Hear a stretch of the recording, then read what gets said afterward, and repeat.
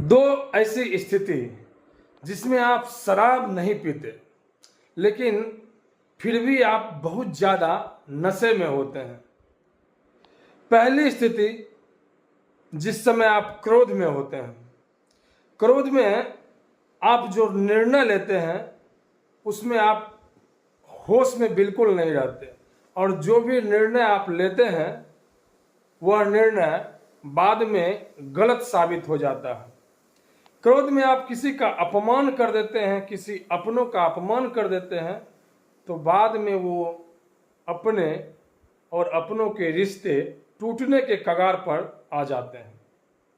बाद में ये बात आपको भी पता चलती है लेकिन तब तक देर हो चुकी होती है।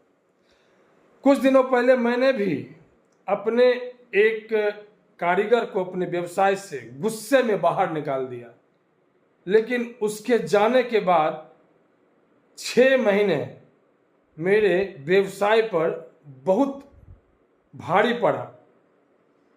फिर मैंने उस कारीगर को अपने पास बुलाने की बहुत कोशिश की लेकिन वो कारीगर मेरे पास नहीं आया, जिससे हमारी क्षति हुई, जिससे हमारा नुकसान हुआ। यही स्थिति हो जाती है जब आप क्रोध में किसी तरह का निर्णय लेते हैं। और दूसरी स्थिति है खुशी की स्थिति। जब आप बहुत ज़्यादा खुशी में होते हैं तब आपका मन बहुत ज़्यादा उछल कूद मचाने लगता है।